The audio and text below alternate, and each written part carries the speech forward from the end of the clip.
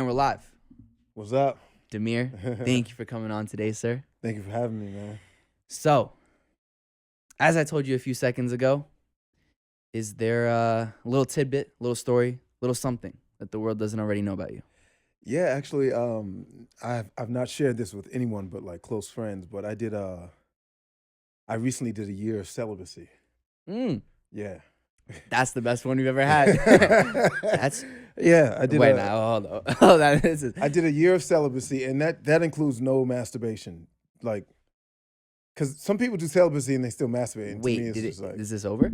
no. I mean, it's yeah, it's just- over. It ended in July. Wow. Yeah. Wait. Fuck all the questions on. I have. So where did this idea come from? Well, you know, I was thinking about my music, and I'm also an actor, Right. and my acting, and I wanted to find a way to take all of my existence, all of my energy, all of my focus, and put it into that without having any disturbances, you know, like a very clear version of myself going into what I'm doing.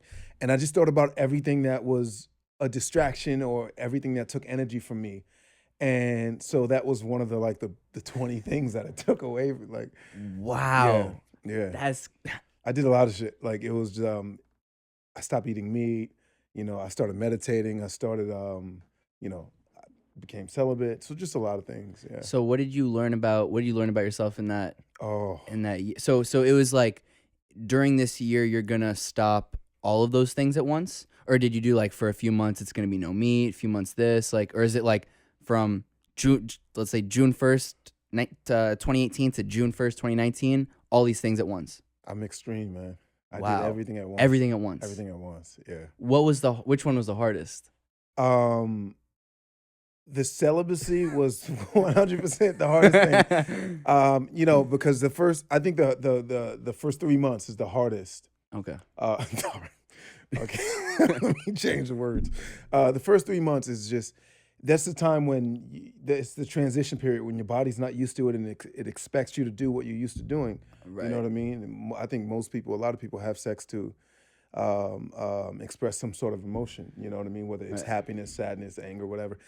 And so, you know, when I had these emotions and I couldn't do it, my body was flipping out. Wow. Like, I didn't know, you know, there were nights when I just didn't sleep. I just stood by my closet and like kept a fist, and I was like, I'm gonna do this. I'm gonna do a whole year. Wow. You know? And so, yeah, I learned a lot about the way I respond to things in contrast to sex. You know what I mean? Interesting. And connections, yeah. So how has that experience of being celibate for a year changed you and maybe your sex life now?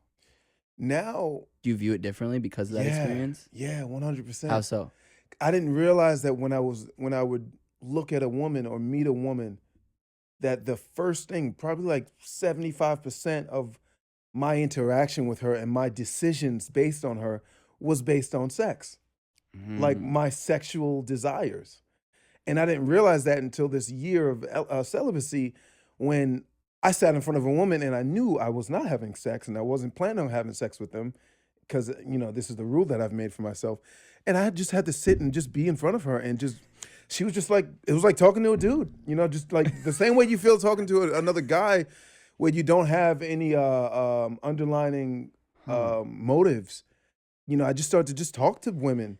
But would you go on dates and No. like you wouldn't do any, like you wouldn't No. put yourself in a position, like you were never in a position where they thought something was going to happen, or were you very clear about it, or you just fully avoided like dating and everything women sexual related like that? I completely avoided it for the first 9 months because I knew just me by myself, it was going to be hard Right. without anything in front of me. Right. I keep saying.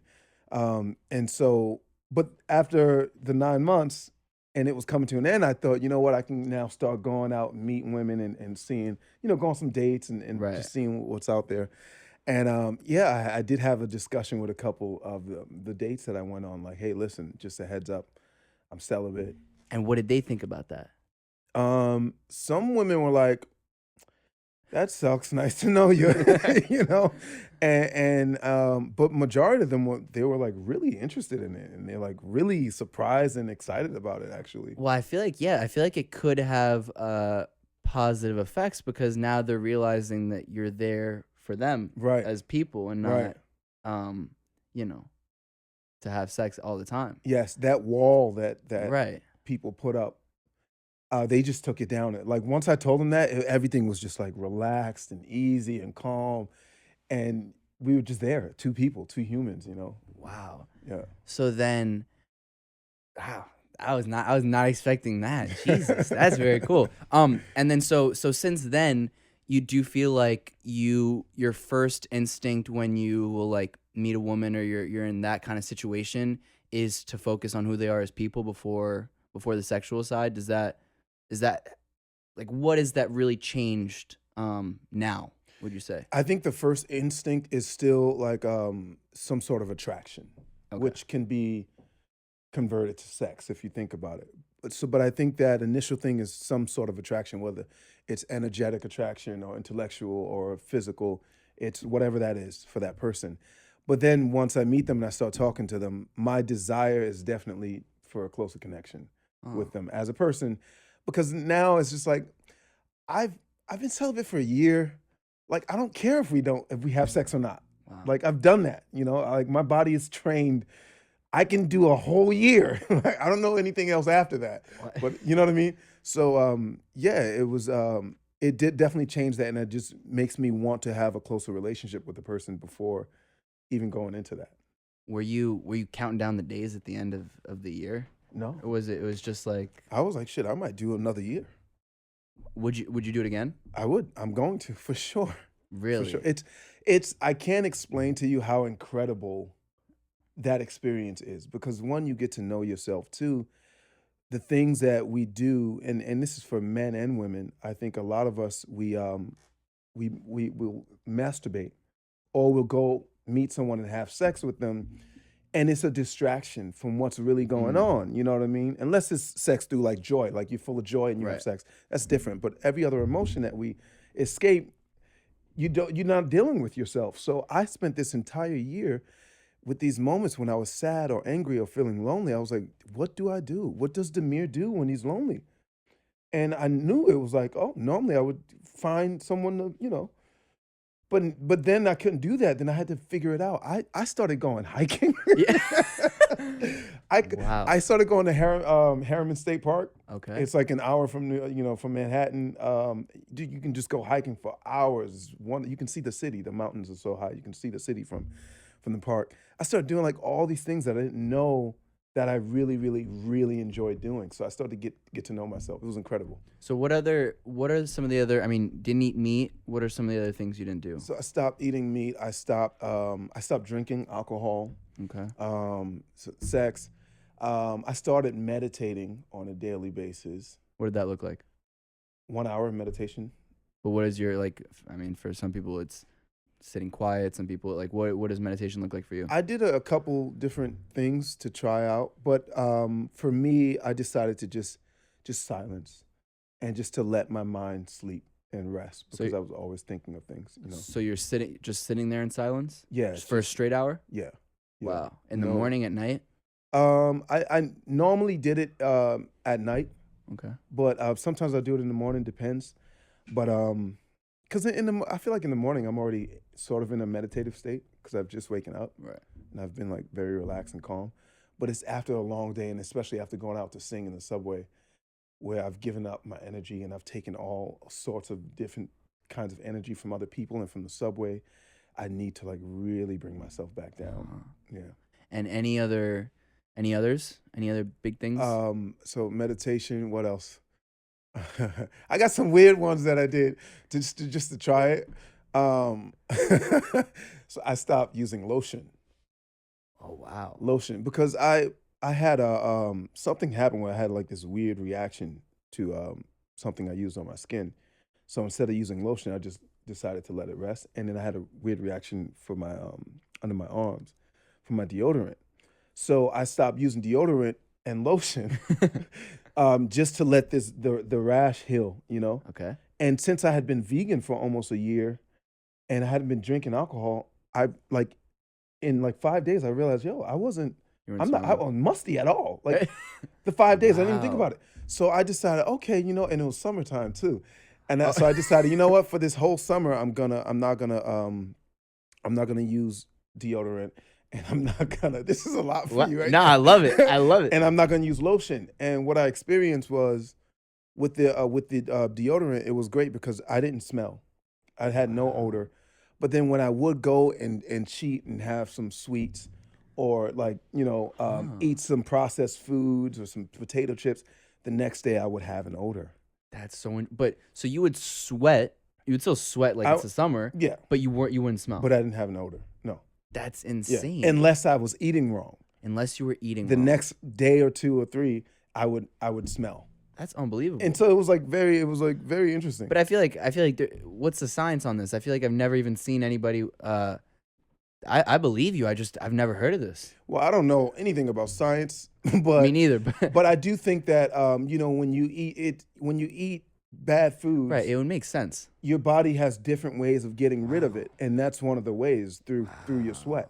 Wow. But if you don't have anything bad in your system, then your sweat is just liquid. Now, from a mental perspective, do you feel like you were compare the mental side between a year of celibacy and all those things that you're doing and going back to doing now? Do you eat meat now? Do you do all those? Now I'm trying to find balance because Right. I'm very extreme. So Right. now I'm just trying to find balance. I'll have some fish if I feel like I need it. If my Mhm. body's desiring it, I'll have some fish every now and then. But Okay. that's about it. And so mentally, do you feel like, in terms of happiness, do you feel like you were happier during that celibate year or no? I cannot tell you the joy that I experienced. Wow. It was. You probably think I was crazy. I Wow. remember I was walking. I mean, it wasn't just happiness. It was all the emotions were like right there on the Right. surface. Right. I was Right. very open. And I was walking down by on Riverside by the water, and I came upon this new park that they built, and these kids and the families were in it. They were playing, and it was this beautiful new Hmm. park. And I started weeping immediately, and I was like, "This is so beautiful! Like the families playing by the water, and kids are incredible." And so, yeah, like I don't think people cry tears of joy a lot. You can ask 10 people, have they ever cried tears of joy? And two or three of them might say yes and be sure about it. Have you ever cried Yeah. tears of Hell's joy? yes. There you go. So, I mean, within this year, I cried more tears of joy than I did in my entire life Wow. because I was just I was very clear. So yeah, I mean that's like the ultimate. It seems like the goal is to have a clear mind. You felt like you had a clear mind. Yeah, Do you? clear everything, Wow. energetically, clear spiritually, everything. But I also cried tears of loneliness Right. 'cause, being celibate is Yeah. just not What's easy. the? I mean, wow, man. So do you think? So you would do it again, but would you do it like you? Do you think a year at a time? Could you do? Do you think you could do 2 years? I don't know if that's necessary for me after having experienced what I did Right. experience, but what I am doing, what I do plan to do next is I'm working on my second album, and I want to have that clarity in my music. As a person, when you write, it's coming from who you are in that moment.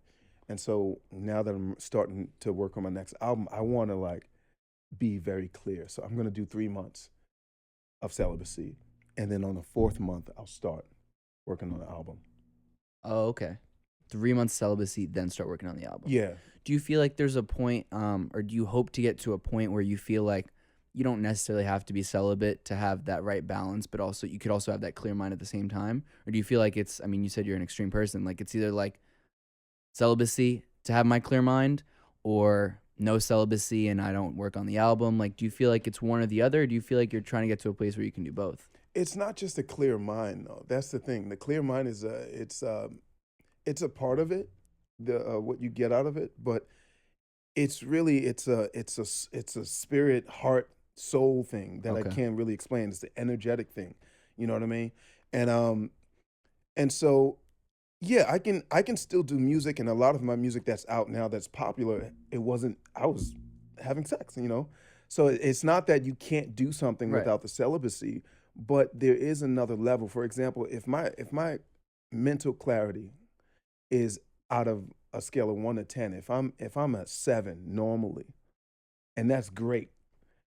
When I'm celibate, I'm gonna be a 9 or 10, bottom line.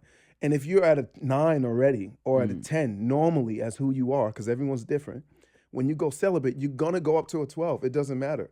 Like, so I could still do my music and I could still write my second album, but I just want that extra bit Huh.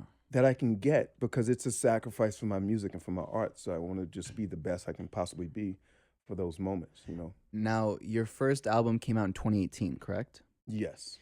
And so when did that match up with the celibacy and all that? Was it 2018 that was the year that you? No, no, no. So the first album I hadn't done the celibacy, but Okay, I did the celibacy that year after. it was the year Yeah. after. Okay, Like it just ended last summer. I got you. Yeah, Okay, okay. So so 2019. exactly. Okay, I feel So you. end of 2018 to 2019. Okay.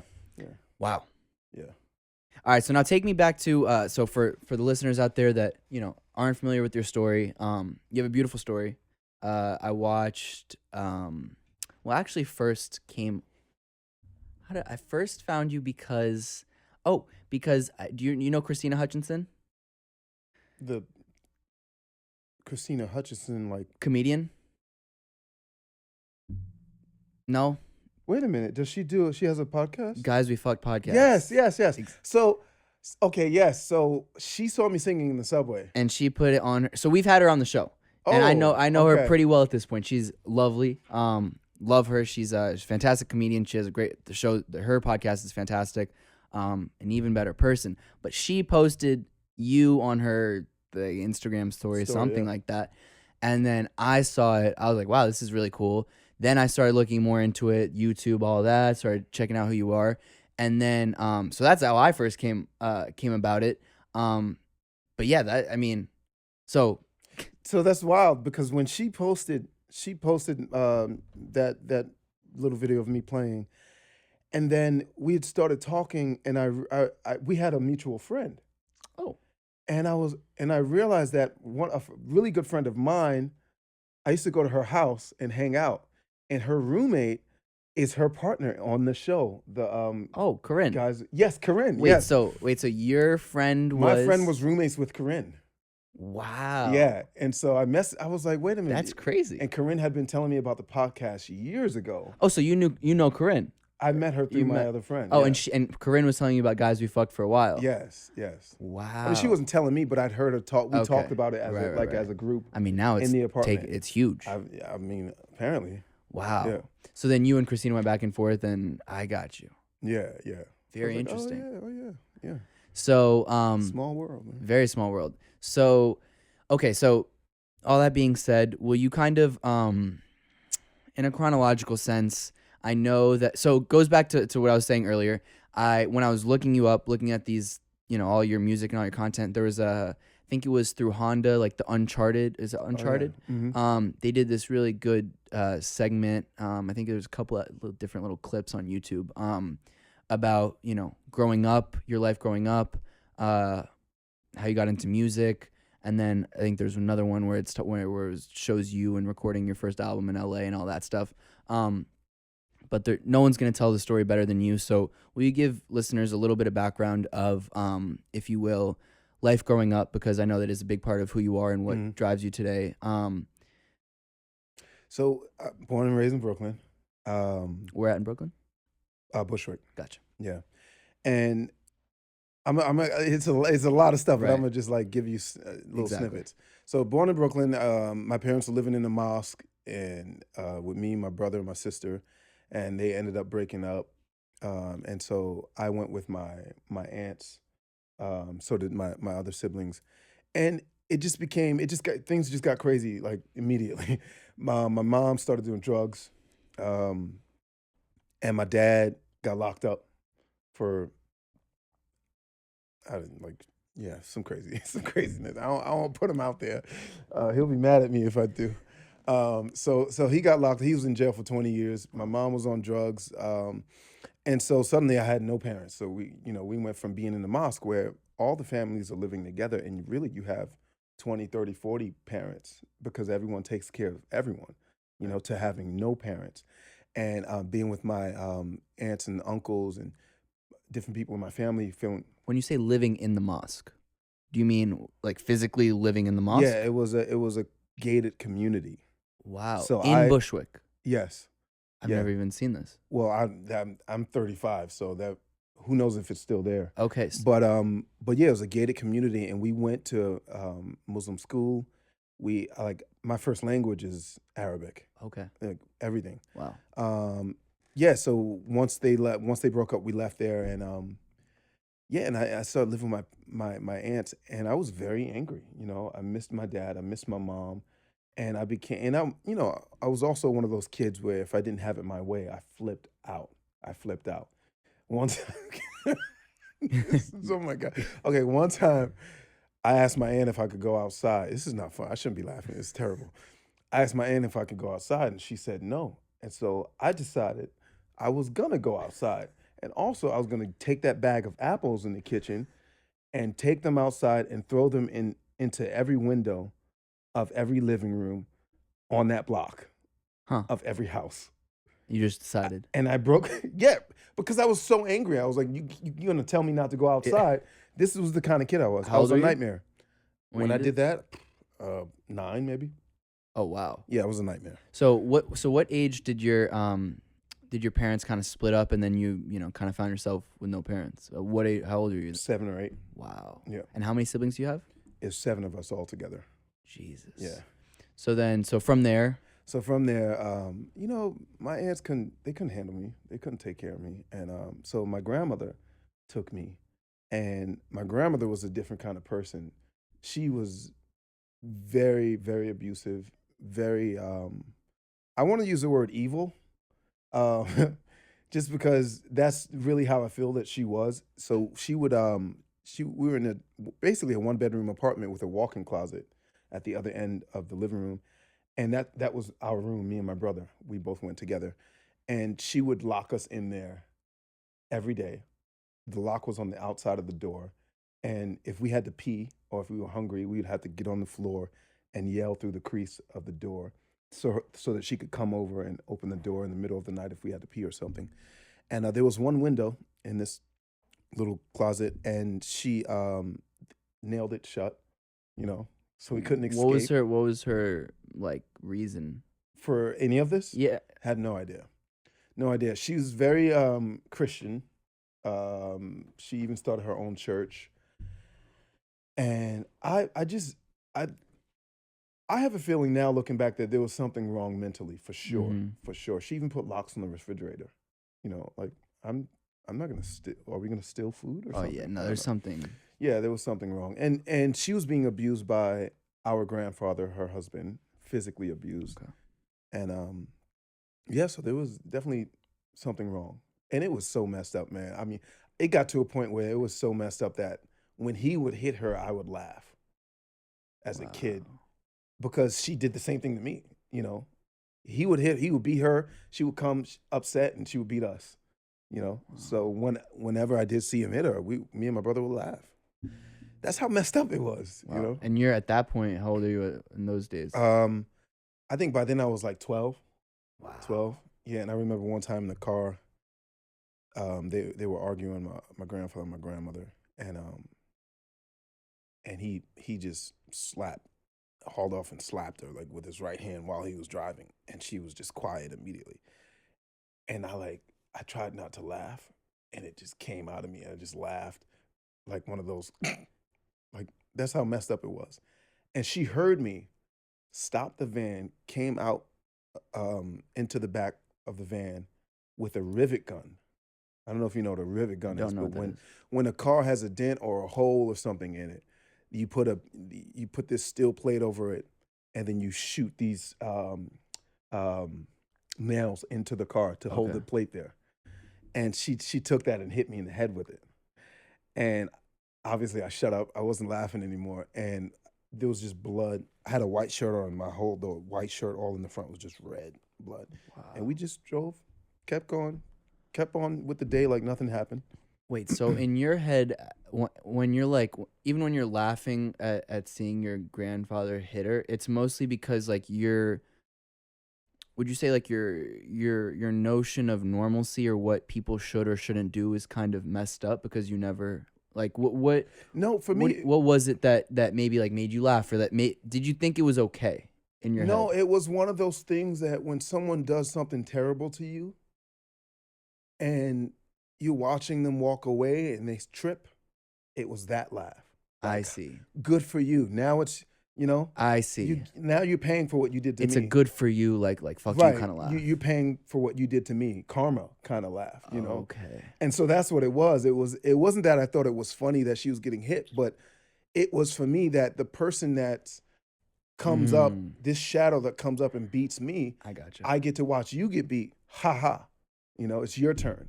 And so all like was the that kind of animosity between your grandmother and you, was it just you or was it with all your siblings as well? Well, it was just me and my brother living with her. There's other Okay. siblings split up. So where did they go? Um, my brother went with my grandmother. My two youngest siblings, brother and sister, they went to Canada with their mother. Um, my my older sister stayed with our aunt. They loved her. She was really good. And yeah, I think that's and my other sister was adopted. Okay. Yeah, so they took her right from the hospital. So Wow. um, yeah, so seeing her get what she gave to me made me laugh, made me feel good. And then okay. So then take me a little bit further. How Mhm. did then I mean, how long did that last and then where'd it go from there? So I think we were there for maybe 2 years with my grandmother, and I was so tired of it. I was so fed up with it. I had a plan. I decided I was gonna just misbehave as much as I can, so she can, like everyone else did. They just got rid of me. So I said, all right, I'm just gonna just misbehave. I'm not gonna listen to her. And there was this moment when we were outside. I don't know what happened. She told me to do something, and I just ignored her. And she picked up a broomstick, and she was like heading over towards me to hit me. And and I remember I picked up a rock, and I looked at her. I was tired of getting beat up, hit by her, abused, and so I picked up a rock, and I gave her this look like, we're gonna do this. We're gonna do this. And she saw that look. She looked at my face, and she didn't recognize that me that she was looking at, and she put the stick down, which she'd never done. Mm. Every time she wanted to hit me, she did it, no matter what, even if we were in public. She put the stick down, and she said, "Okay, I see." And I think in a week or two, I was in a group home. Wow. Car came.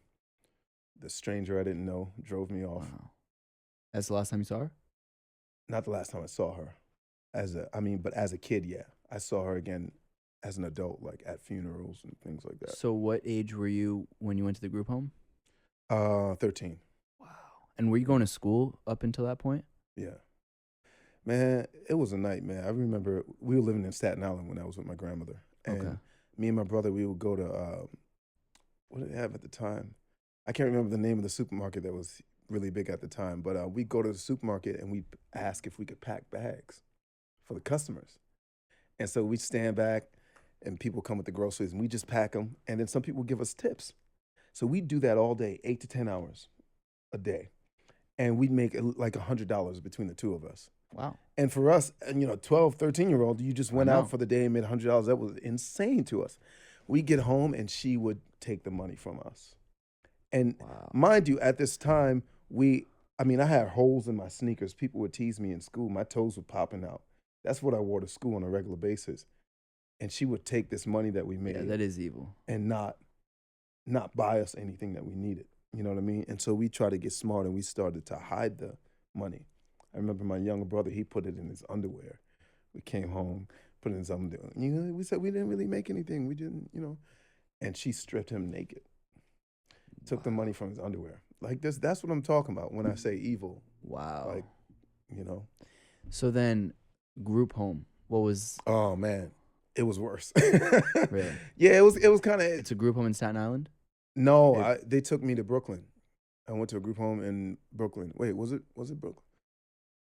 Yeah. It was you and your brother. No, it was in Far Rockaway. It was my first group home. Just me. Because I was the only one that had the plan to misbehave until she got rid of me. My brother he's more relaxed, more subtle, and less extreme, and probably more mature too, you know. But yeah, I just couldn't take it.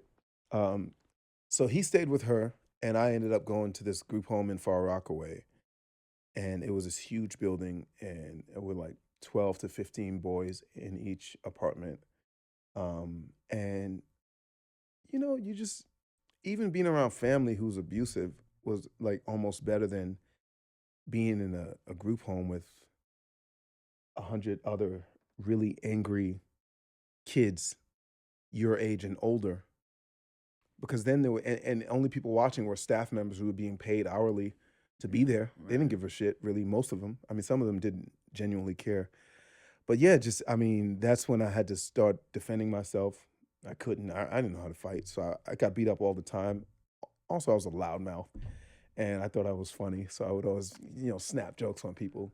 And yeah, that was when I got introduced to ass whippings, Wow. and being around people who were in gangs, being around kids who had been in jail, who had, probably murdered other people or whatever. Um, and that was a nightmare. Yeah, that was a nightmare. What did you think at that point your life would become? I wasn't thinking about my life at all. In those days in the group home, I thought about my brother. I get emotional just think about it, yo. I thought about my brother and I thought about my parents, um, my brothers and sisters, but mainly my two brothers, my older brother and my younger brother. I thought about them the most, and my parents, and I missed them so much. I thought about that, and I thought about just like making it past the day, getting past the day, and not getting beat up. But I was also one of those kids. I wasn't afraid of getting beat up. A lot of times, if you're in a room full of people who are like really angry, you don't need to do anything for someone to fight you or to beat you up. You don't need to do anything. So even the times where I was well behaved, people came up to me and slapped me in the back of my head. And I knew I couldn't fight, but I wasn't gonna let someone just slap me in the back of my head. So, I tried to fight. I tried to defend myself, you know. And how long were you in the group home for? I was in that group home for a year and every other one for a year. So from 13 to 18, I was in 5 group homes and each one for about a year. And could you, I mean, what, like, do they school you? Like, how does that work? So some of this one, the first group home, they had a school right across the street, and it was only the kids from the group Okay. home, like a private school. Well, private school sounds like way too nice. Yeah. Group home. Let's say group home school. But in some of the other group homes that I was in later, you were like I was in a house that was in a regular community, and I went to a normal public school. You know, Okay. Wow. And so then at 18, then you're on your own, basically, there was some kids who were 21 in the group home. You could stay till you're 21. and you decided. I was 18, almost 18 when I was in a lockdown group home called Leak and Watts, upstate. Not upstate, but in uh I can't remember. But yeah, I was there because it was a group home in Queens, and this staff member. I got to a point where I knew how to fight. Once you get beat up enough, you start to realize, oh, that's why I'm getting beat up. Yeah. Because I just look at the fist coming towards me. And then you start to like move away from the fist. I'm like, oh shit, I moved away from the fist. That was crazy. You're like, what can I do after I move away? You know? So I learned how to fight. And I got to a point where my anger that I always had, now I had a sort of a vehicle to use it and express it physically, Mm. which was terrible for me. So I got to a point where this staff member, he threatened me. He told me if he saw me in the street, he would slit my throat. Is a staff member Yeah, yeah, who's supposed to. But yeah. what did you provoke to I him? was probably making jokes. I would prank people. And he said I was that to you. I was just a wild, silly, hyperactive kid, Okay. and he couldn't stand me. I made his job hard, basically, you know. And yeah, and he said that to me. He was like, "If I see you in the street, I'm gonna, slice your throat." And as soon as he said that, I attacked him. Like those words to me were like Right. not cool to say to me. So I attacked him, and because of that, I got sent to this lockdown facility upstate. When I got there, it was the big difference was whenever you get into a fight in a group home, you you fight until the staff members break it up. And you kind of hope they break it up. You don't want to go till the death as a Right. like as a teenager. Right. You want to do that. So but this group home, they did not do that. You know, this and I'm sure the people on top didn't know that they were doing this, but the staff members, if you were getting into a fight, they were there was these big metal these big magnet doors, like 5 inches thick, and it was in the living room and in the like the front door, and you couldn't get out unless somebody hit the button, you know, and that's how you got in and out of the place. And so if you were getting into a fight, they put you in the living room, close that door, and there was a big window where you could see what was going on in the living room, so they could watch what the kids are doing, and everyone would go to that window and just watch the two people fight, and whoever, and they wouldn't open the door until, you know, there was one person left standing. No. You know, yeah. This is like animal It treatment. was, but it was lucky for me. That was the thing, and actually, that was the thing that snapped me out of this world that I was in, that I had been put in, that I thought there was no other way out. You know what I mean? Um, it was this kid who was mentally challenged, and he would go up to people randomly and just start a fight with them. And he did. Today was my day, and so he came up to me and he was saying something that wasn't. You couldn't tell what he was saying, and I was like, oh, okay, all right. He wants to fight me. So they put us in this room, locked the door, Wait, and so it's like the guard. It's almost like a cockfight. You feel like the guards, the guard, or the people working the there. staff member. They're like, okay, these two are Yeah. fighting. Let me throw you guys into Yeah, this. instead of breaking it up, because breaking up a fight, and some of the kids are 21, so Right. breaking up a fight is not an easy thing to do. Right. You can get injured, you can get punched, you can get hit. You know, the kid might attack you. So staff members are like, this is just my job. I don't want to Wow. just go. Y'all want to fight? Go ahead. So then Lock what the happened door. with this kid? And so I'm in this room with him locked in, and I'm like, what the hell is? And he's like, he's crazy. So I'm thinking to myself, I don't know what's gonna happen right now. Who's gonna win? Like, and I was just thinking, like, what am I doing? What's happening with my life? So we start fighting, and luckily I got the best of him because I was really good at wrestling, you know. And because I was so small for so long, and I got beat up so much, I knew how to get the best of a bigger person because I was good at headlocks. I put him in a headlock. I just kept slamming him on the floor, and I put him in a headlock and put him to sleep. And I let go of him. You know, I let go of him. Yeah. He exhaled. I knew he was okay. And they opened the door, and I walked out. And I went up to my room. I closed the door. I was still out of breath. And there was a window, there was a mirror behind my door. And I remember looking at the mirror, all these scratches on my face. And I said to myself in the mirror, what the hell are you doing with your life? Wow. And I just stared at myself. And I said it again. I said it again. And I kept repeating it, repeating it, repeating it. And then I started crying, and I kept repeating it. And I must have been standing there for at least an hour doing that. I don't know what was happening, but I just kept asking myself that question. And now that I think about it, it's like what they do with meditation. You know, Huh. when you meditate Huh. and you say, I am enough. I am enough. I am enough. You keep saying that, you start to believe it.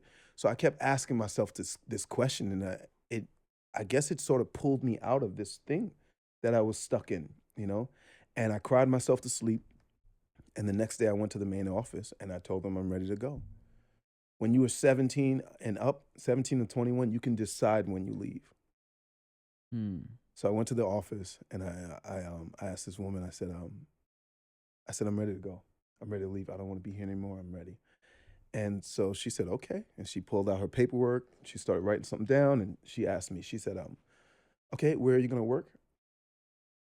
And I said, oh shit, I didn't think about that. I don't have a job. And so she wrote something down. She said, okay, who are you going to live with? I hadn't thought about that either. And I said, I don't know. She wrote something down. And she said, she asked me all these questions that I had no idea what I was going to do. I had no plan. And so eventually she just stopped and she put the pen down and she looked at me almost like like a mother. And she said, Damiyr, like, if you leave here, we're not allowed to take you back if you decide to leave. And my heart just dropped. I was so scared. Man, you're making me scared thinking about this. I was so scared when she said that. And she was like, "Do you really want to do this?" And I was like, "Yes."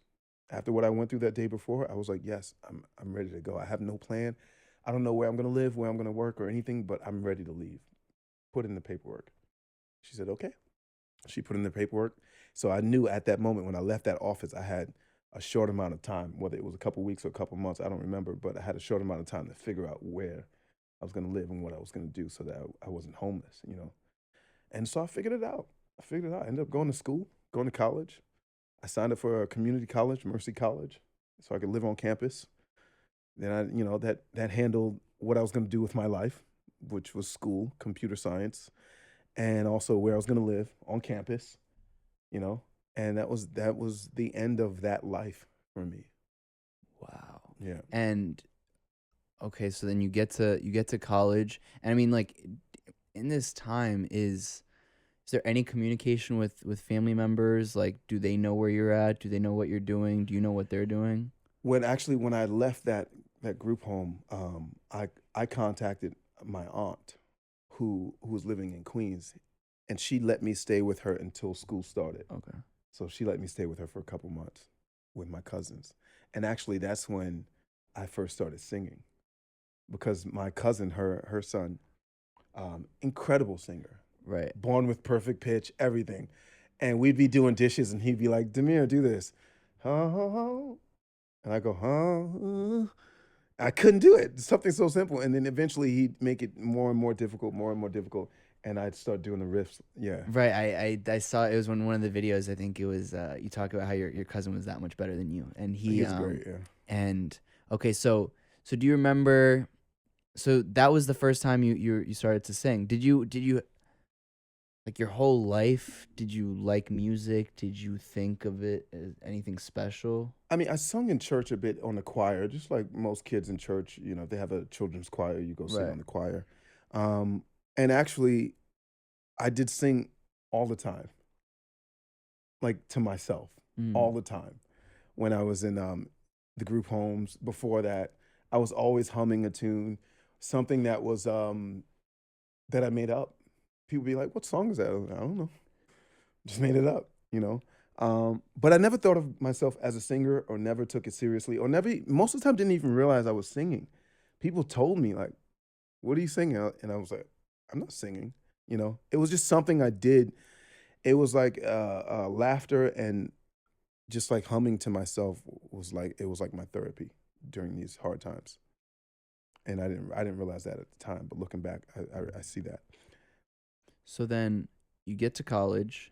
Um, are you just focusing on, so you're doing computer science, and like when's the music start to kick in, and how do you even like, was it easy? I mean, adjusting to college for most people is very difficult, but especially when you have this kind of upbringing and this life before. I mean, Yeah, are you able to adjust okay? Are you able to it make was friends? Are it you was tough. It was tough. So the music started when I was those couple months before college with my cousin, and he opened my mind up to it. Like, oh, you can actually learn this, you know. mm, And so then I went off to college with that in the back of my head.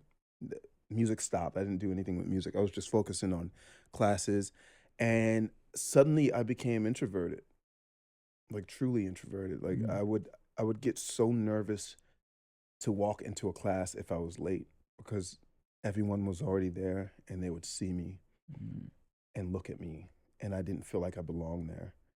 And so sometimes I wouldn't even go to a class if I was late. I would just sit wow. in the stairs until the next class.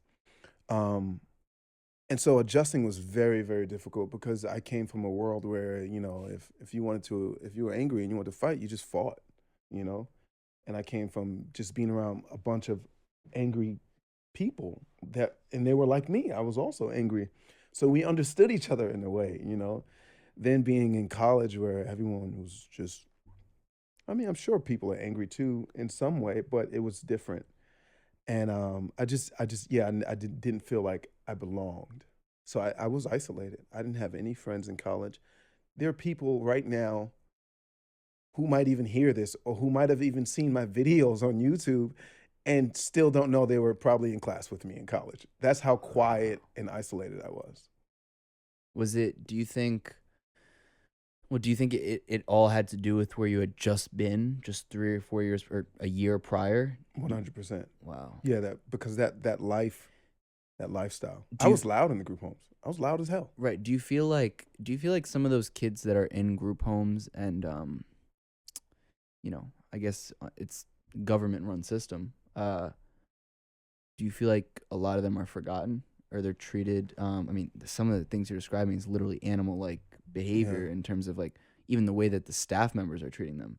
Um, do you feel like for the most part, yeah, like those kids? I mean, you're a great example of you've done amazing things in such little time coming out of that life, but for a lot of people who don't have maybe that same drive or that same awareness or that love in a different way, I can understand why they just get lost in it forever.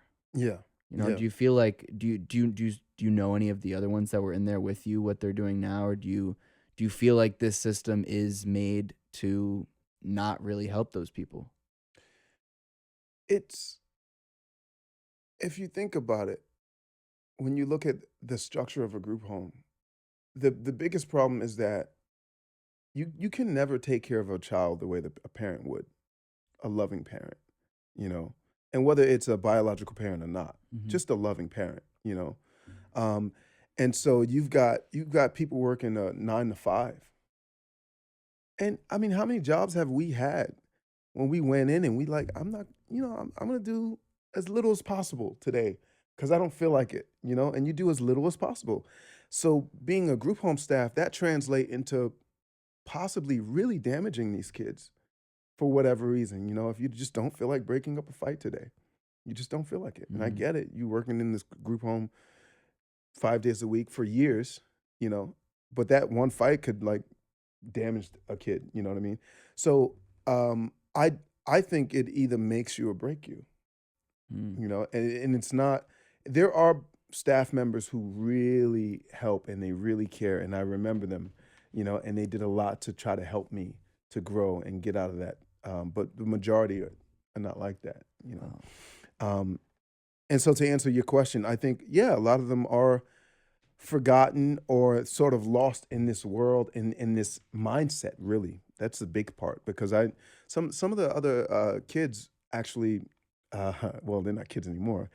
They found me on Facebook, and communicated with me a bit, and some of them still have the same mindset, and it's hard to change your mindset.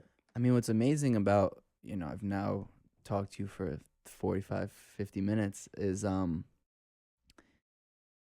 even by interacting with you, you can't tell this whole life that you've had. You know what I mean? You come off as an incredible like the anger you're talking about. That's something that I can't even recognize. It seems um like do you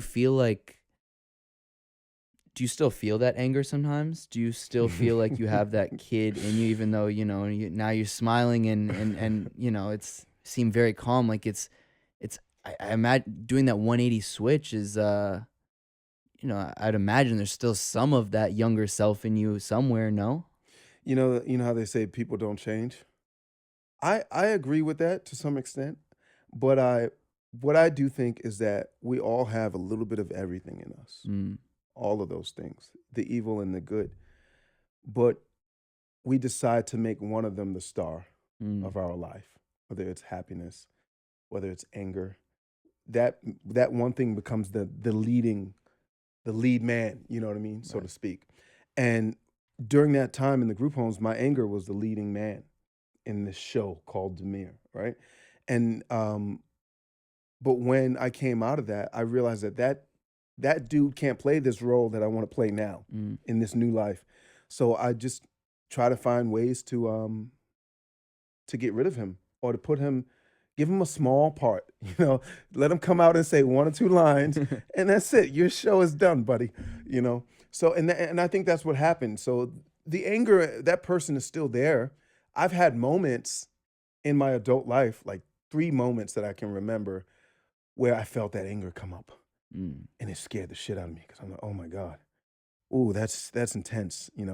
Um, and it's usually if someone is doing something wrong to me, and I'm innocent, I'm completely innocent. that anger comes out. That's how it comes out now. Wow, that's interesting. Um, but yeah, now I just lead with other things, and that's where music came in because music it was very therapeutic for me, and it relaxed me. It just gave me so much ease and calm because I was expressing pain in a different way. Huh. And so now, before we get into more into the music, I'm also curious in terms of like now present day, family. I mean, do you still keep in touch? Like, what is that like today? Yeah, yeah. Well, I keep in touch with my dad. We've been talking. He got out a couple years ago, and we have a pretty good relationship now. I mean, the best relationship we've ever had. We have it now. And my mom, and that's most of my music is about my mom, and that's a much more complicated, difficult relationship Mm-hmm. because of her mental illness Mm-hmm. and just so much. Right. I don't know. There's like no one else has broken my heart more than my mom. And just the idea, um,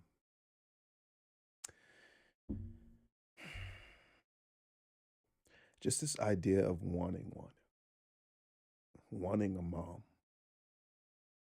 that alone shatters my heart. Mm. Just wanting one and not having one, you know, because she couldn't. So yeah. So my relationship with her is last time I spoke to her,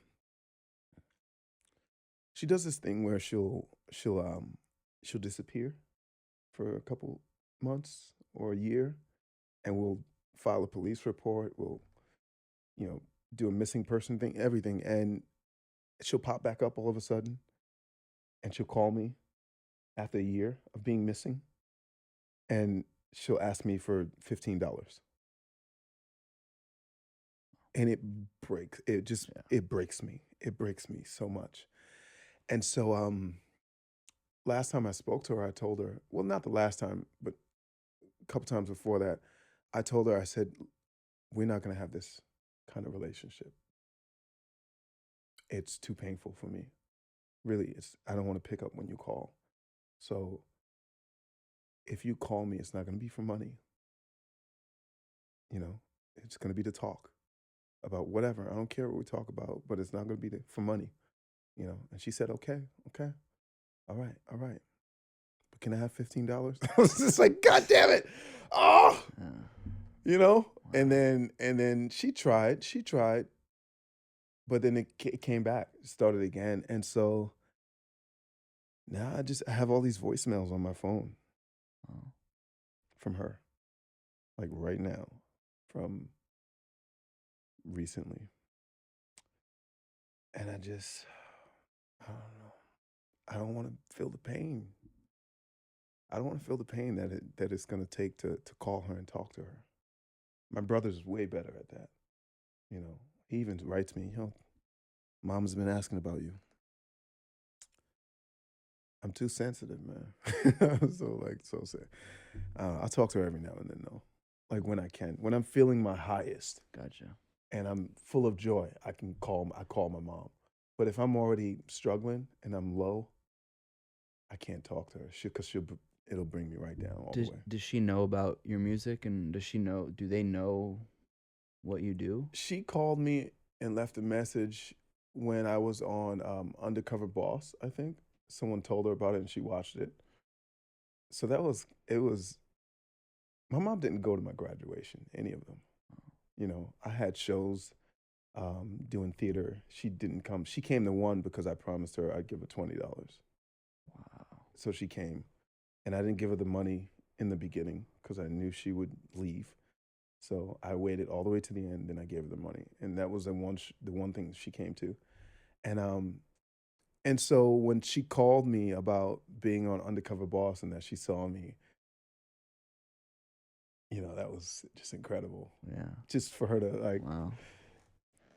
I don't know, give me some sort of recognition and know that I'm like doing music. And she wanted to be a singer. And I think I always remember that about her. She was always singing. Um, yeah. And how does I mean, I don't know if one day you want to have kids and I have a oh, kid. you have a kid. Oh, Yes. do you? Yes, I do. Um, I have a 15-year-old son. I didn't know this. Emmanuel. Yes, yes, yes. Well, then there you go. 15 So year then, old. how has that changed you? Your life changed you as a father. It's been crazy. Actually, so right when I got out of the group home and I went to college, I started going to church and I met his mom in that church. Okay, see, I that was there because I think I had seen something on your social media with the I think it was Emmanuel, Mhm. but I thought it might have been like maybe a nephew or something like Yeah. that because of the celibate conversation. So Yeah. I didn't know that. So he's 15. He's 15. Wow. And I don't put him on a lot of the social media Right. stuff because his classmates, some of them they know my music. Right. And so I don't want to like sort of put him out there. He's very to himself, and I don't think he would really appreciate it if like I have a lot of his stuff on my page. So That's why. Okay, Yeah. that makes sense now. yeah. So yeah, he's like But he's your I son. was. He's my son, yo. He's my son. Not a And nephew. He's your son. He's my son. And actually, so when I started college, I was lonely, so I went to church, and I met his mom in the church, and she was the only person that I spoke to. During this time of isolation, being out of the group home and not feeling like I fit in this new world, she was the only person I had, and I fell in love with her, of course, right? And yeah, I lost my virginity to her. I was 19, and she lost her virginity to me, and she got pregnant the very first time. The very So first at time. 19. The So very you're both first time. 19. No, she was 17. Oh, she was 17. Yeah, the very first time. Yeah, Wow. and that was shocking, Like, to say the least. well, especially you had just been out of the group home. Yeah. You're in college and then you're a father. Well, how long after being in the group home were you a father? A year or two? A year and a half, year and a half, too. Fuck. So then what's going on in your head through that time? Well, the thing was, I told her, first of all, that sexual experience was a nightmare. It was a nightmare. I don't want to give too many details, but she was crying, bleeding, and I was like, I never wanted to have sex with her before marriage. I was always waiting till marriage. Okay. And that was always the plan. And it was her plan too. But then she'd get these moments where she just wanted it. And she would pull at me and just try to take off my pants, And I got to a point where I didn't want to lose her. So I did it. Okay. And it was terrible. I thought this is the worst thing. Why are we doing this? She's Oh crying. my God. And then she's pregnant. Yeah. And then she got pregnant. Okay. I don't know if I'm allowed to say it, but from pre-cum. She got pregnant because I didn't come. Wow. And yeah. And so the thing for me was when I'm the one that told her too. I sensed it. Oh, you knew. It was weeks later. And I said to her, I was like, I think you should get a pregnancy test. And she was like, what? And I was just like, something's changing in you.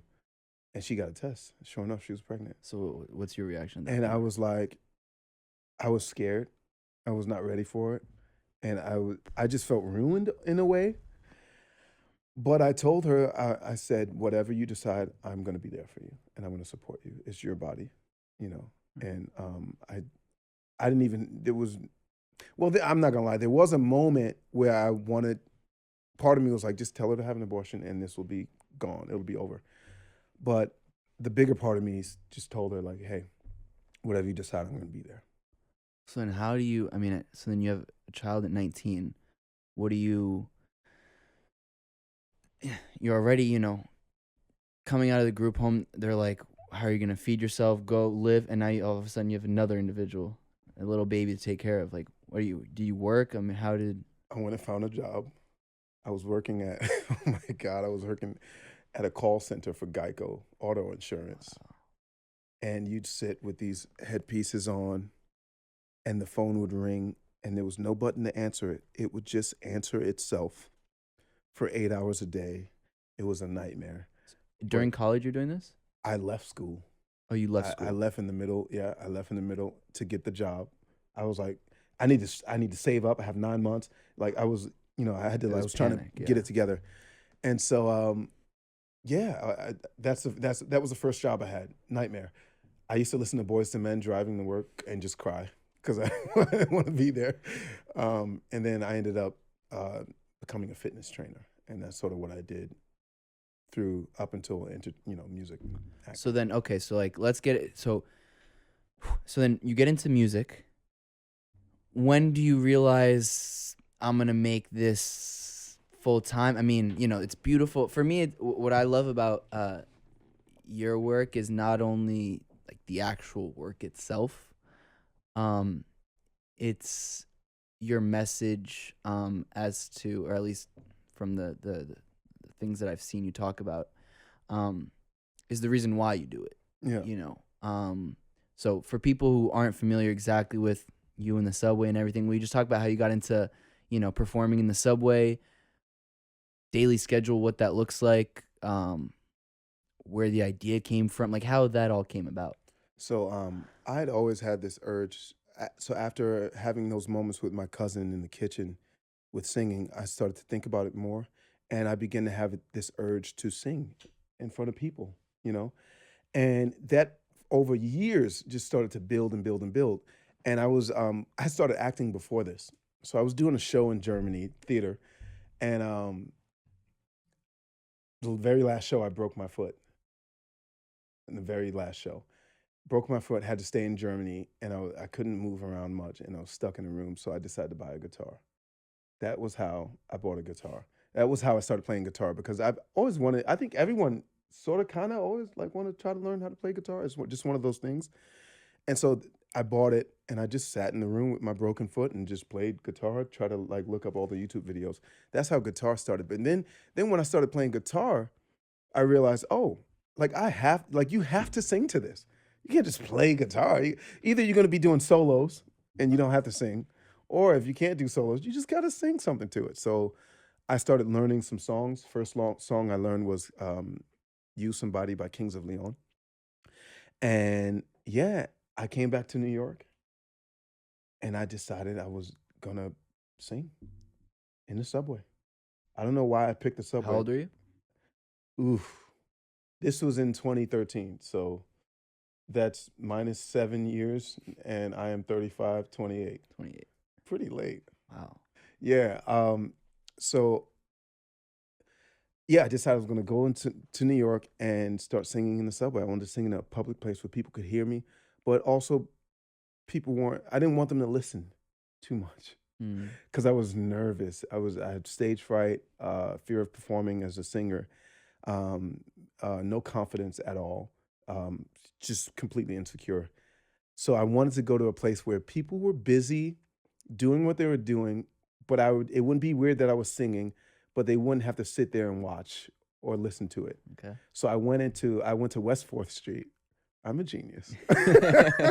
I'm an insecure genius. I went to West 4th Street, and I sang in there's this long sort of tunnel right before Right. you get to the track. And I sung in that tunnel because I thought to myself, people will just be whizzing by, but it will allow me to sing in front of people still, even though it's for a short amount of time each person. But then it won't like make me shut down because they're standing there looking at me like, what the hell are you doing? Mm. And that's what I did. I went out and I sung, and my heart was racing, and I sat there and I sung for 5 hours. And what are you One singing? song, Just the same song. Kings of Leon. It's the only song I knew. That's the only song I knew. Wow. And I sat there and I sung that song.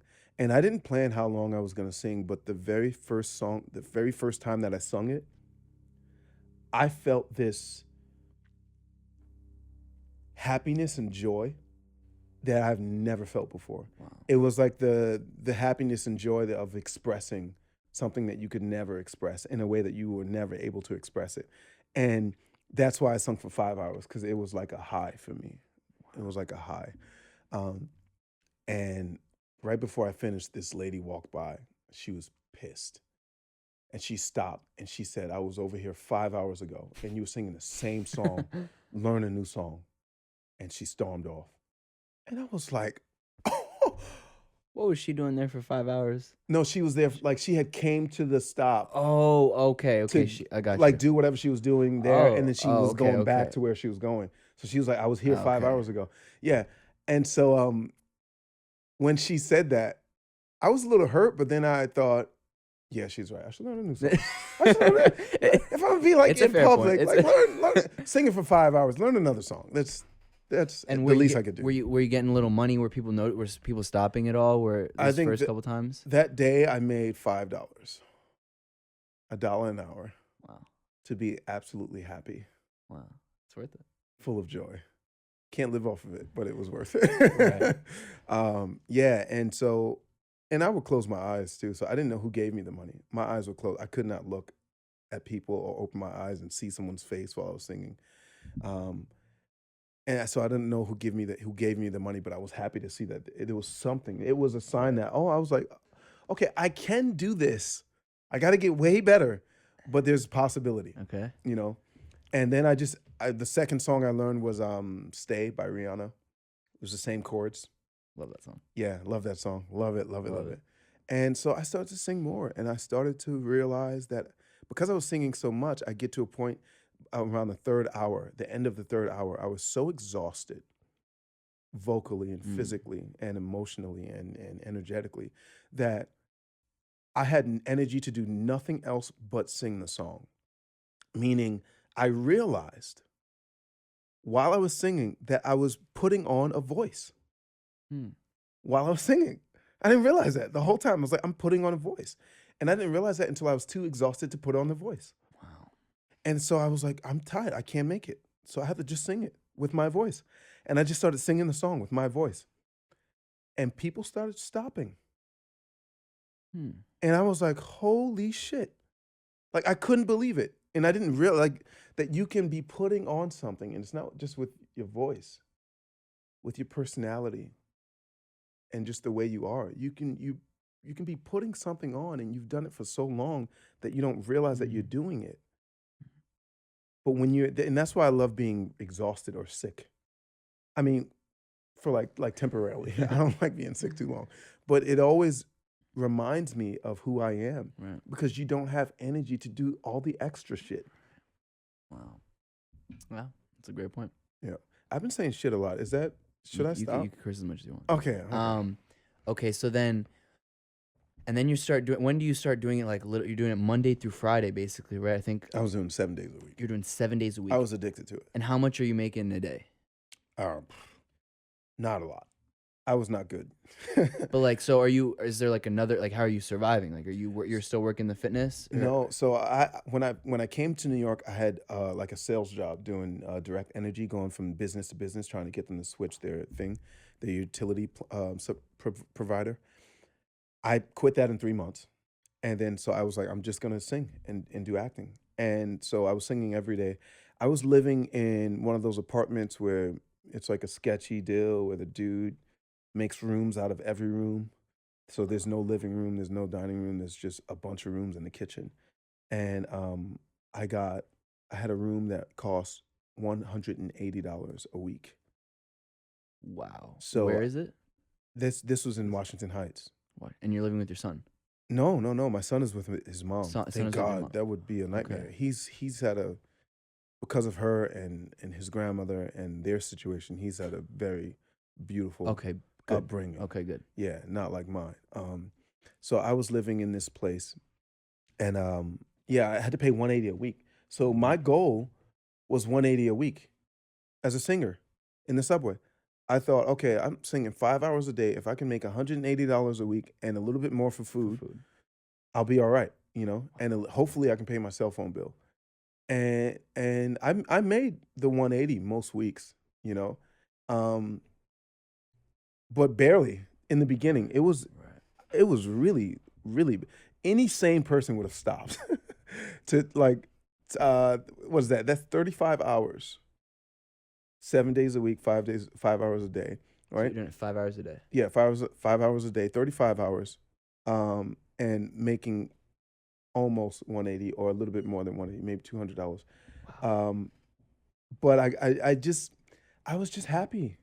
I was just so happy, just doing what I love and expressing myself. So much pain from so many years, Right. so many years, Right. and you in a group home with a bunch of other dudes who are angry. You can't be crying. Right. You cannot cry. You can't show that weakness. You can't express these emotions. So I like bottled all that stuff up. So to release it on a regular basis was just incredible. And then as I did it more and more and more, I got better. I learned new songs and I started to make more, and eventually I was able to move out of that place and go get like a legit apartment with, with roommates or whatever. What was like the most amount you would like? What would when you're starting getting better? What was the average, and then what's like the most amount you ever made in a day? Um, I think the average basically in the beginning, I didn't really count because it was not good for my mental state to count how much I made. But towards the middle of busking, I do like 100 a day, Okay. but I wasn't doing 5 hours anymore. I was doing like 3 hours, And what's the most you ever made in a day? You think? like 350 Wow. in like 2 hours. Jesus. I was on fire. Yeah. On fire. I was on fire. 175 an hour is damn good. I was on fire. And so then, okay, so then how did this like, I mean, now YouTube, there's you have a huge channel, lots of views and all that. How did all this, like for you, so you still do this every day? Yes. Every day, Monday through Friday or weekends too? Every day, unless I'm feeling like I need to recharge, if I need energy. And I just started now. I stopped doing it every day for a long time, for years. But just this year, I'm doing another experiment, kind of like the celibacy thing. Why did you feel like you wanted to redo it, restart it again?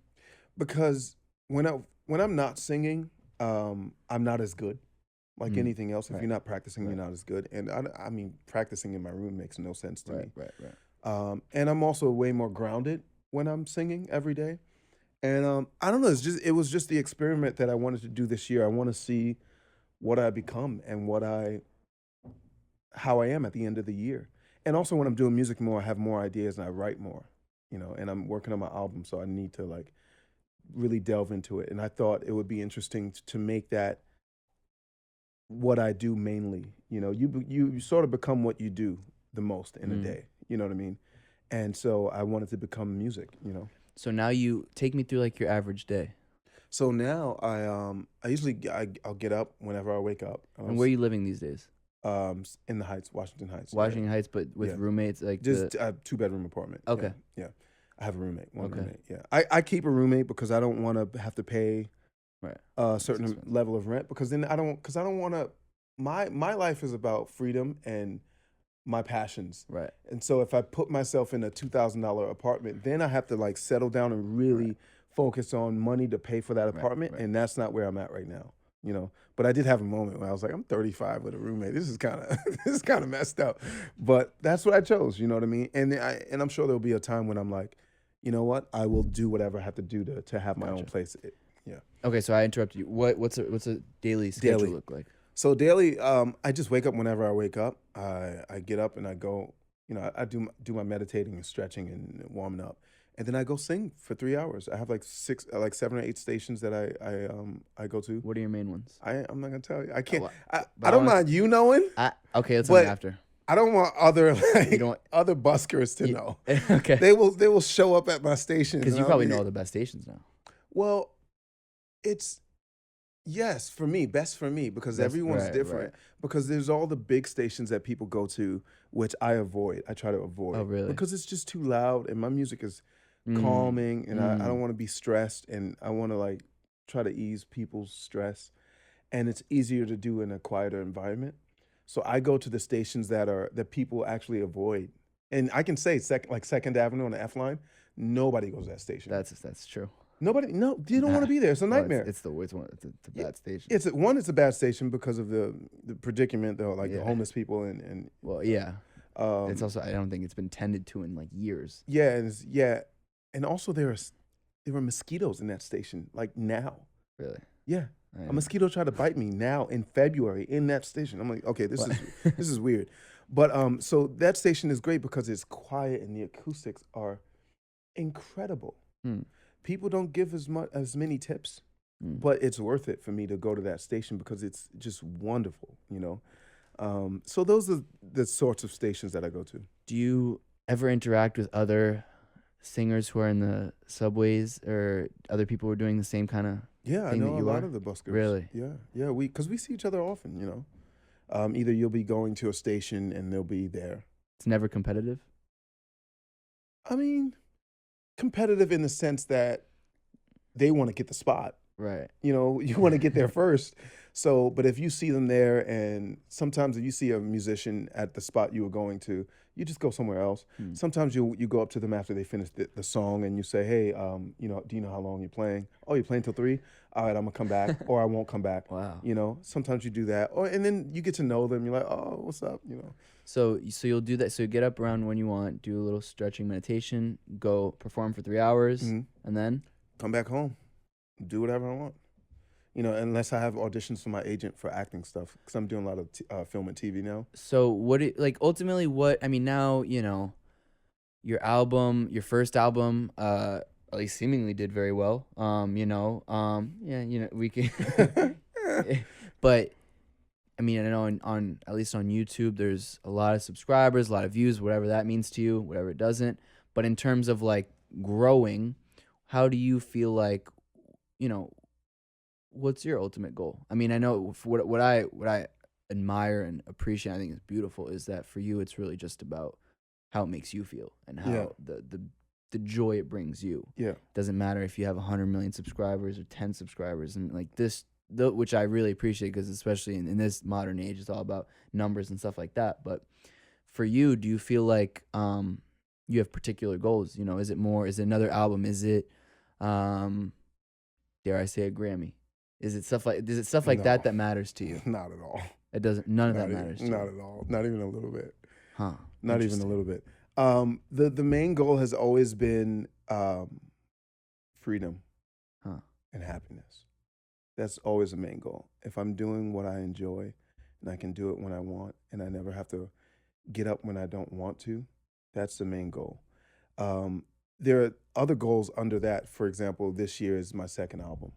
Um, and also now I am at a point where I feel like I want to play. Before I was too scared to play anywhere else other than the subway.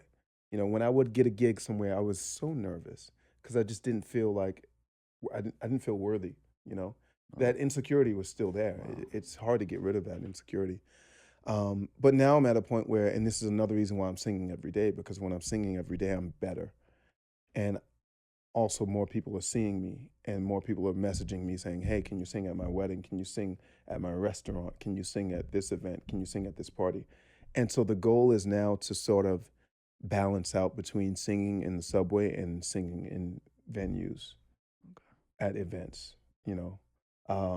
If I could do half and half, that would be wonderful. But I love singing in the subway, and I think I don't see there are points where I'm like, I don't want to do this anymore. But I don't really see myself stopping forever because it's just that human connection. You just can't beat it, you know? No one's expecting the music.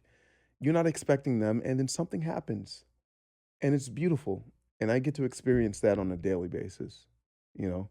So I don't look at me singing in the subway now as a form of non-growth, since Hmm. I was doing it 6 years ago. Hmm. You know what I mean?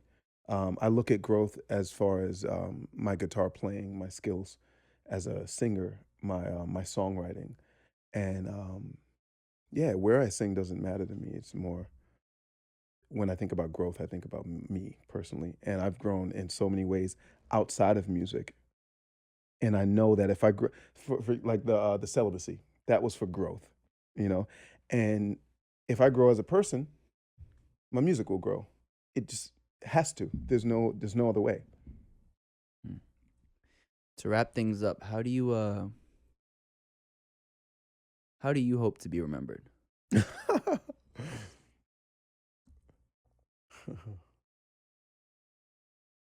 That's a funny question because it reminds me of a song that I'm writing right now. Because I was sick, and when I was sick, I thought I would be thinking about music and acting, and it wasn't music and acting. It was if I sat down by the river enough and Hmm. just enjoyed it enough, just peace and silence. So I it's not about being remembered for me. Hmm. It's not about being remembered. It's about doing what I love and being honest and true. And then And I know that when there are people who see that, you know, who are insecure and they don't have the confidence to do what they love, and they will do it because of seeing that. And so, I mean, that's what I can hope for, that there are people out there who are like afraid to do what they want to do, and they do it because they saw me do what I'm afraid to do, you know? Beautiful. Can find your album, I'm Right Here. It's on basically everything. All the things.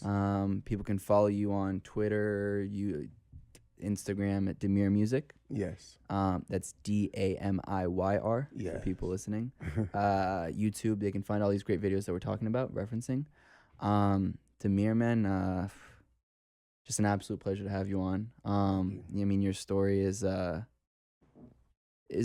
truly beautiful. I mean, Josh is here for all my episodes, and we have a variety of people, man. We have UFC fighters, comedians, actors. I mean, you know, like, and not to say I don't love them. There's a lot of great people there too, but you know, your story is touching in so many different ways, and man, I'm just I was really just there's so much that I took away from it, that I want to thank you for, and I know my mom, whenever you were talking about just the passion for what you do and the craft of singing and what it brings to you, I know my mom, she started singing herself just because it brought her joy. She wasn't very good at it, and she just has ever since just taken singing lessons, and I see the joy it brings her, and you know, I know she's gonna absolutely love listening to this and listening to you. So you know, and I think for all the kids that have had similar stories and similar upbringings to yourself,